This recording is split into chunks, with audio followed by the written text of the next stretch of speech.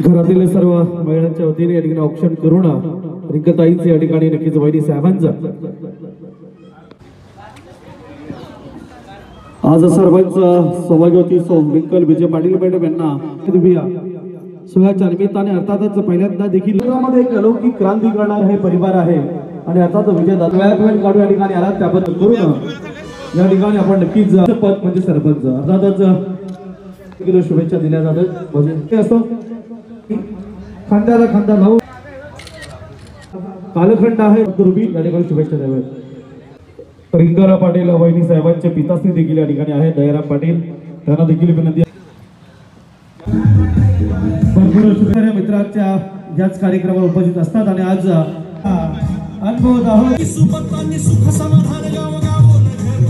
स्वागत वेलकम वहिनी साहेबांना सरपंच भरपूर साऱ्या शुभेच्छा दिल्या जात आहेत।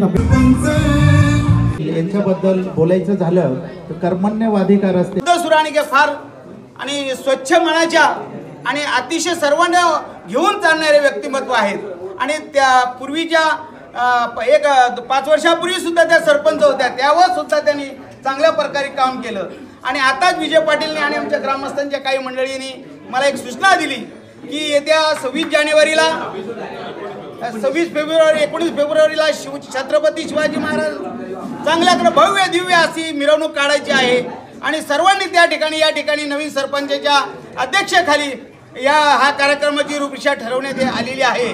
तरी सर्वांनी उपस्थित राहून आणि विजय पाटील असा कोरोनाचा काळ असेल पाण्या पावसाचा काळ असेल सर्वच कामामध्ये हिराहिराने पुढे असतो आणि सर्वच कामामध्ये पुढे असो मग तो राजकारण बाजूला सोडून सर्व कामामध्ये पुढे असतो आणि मग सुखाचा असो दुःखाचा असो प्रत्येकाची विचारपूस करत असतो आणि त्यामध्ये त्याचा हात आहे आणि त्याचे कार्यकर्ते सुद्धा त्याच्याबरोबर सातत्याने असतात।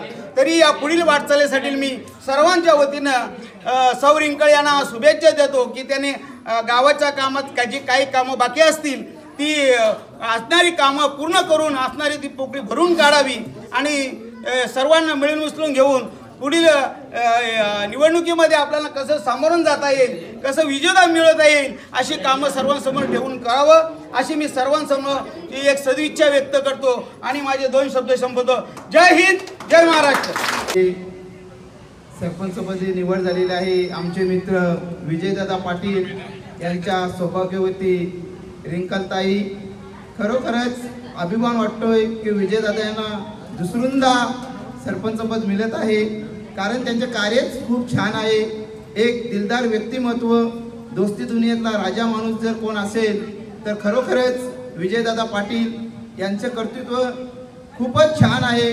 त्यांच्या जोरावर त्यांना पुन्हा एकदा संधी सरपंचपदाची मिळालेली आहे आणि त्यांनी त्यांचे कार्य असेच चांगले ठेवत जावे हीच मी त्यांना विनंती करतो। त्यांच्या हातून गावचा विकास असाच होत जावो। त्यांना खरोखरच जेवढे बोलले तेवढे कमीच आहे। भेवंडी तालुक्यात नव्हे तर ठाणे जिल्ह्यात आज विजयदादा पाटील यांचे नाव एकदम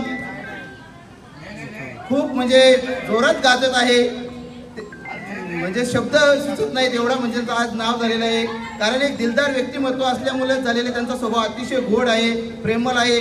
त्यांचे स्वभाव म्हणजे रोखठोक बोलणारी व्यक्ती आहे जशाच तसा एकदम सर्वांच्या मध्ये मिळून मिसळून राहणारे व्यक्तिमत्व असेल तर आमचे विजयदादा पाटील आणि त्यांच्याच जोरावर त्यांच्या सौभाग्यवती आमच्या रिंकलताई आज सरपंचपदी त्यांची निवड झालेली आहे. त्यांना मनापासून खूप खूप शुभेच्छा आणि त्यांना पुढील वाटचालीस खूप खूप शुभेच्छा. जय हिंद, जय महाराष्ट्र. करतोय.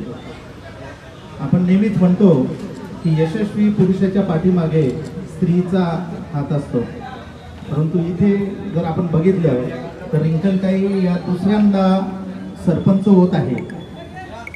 बऱ्याच ग्रामपंचायतीमध्ये आपण बघतोय की 5-5, 6-6 महिनेचं पद सरपंच पदाचं वाटेल येते, परंतु इथे मात्र रिंकलताई या दुसऱ्यांदा एका टर्ममध्ये सरपंच पदावर विराजमान होत आहेत.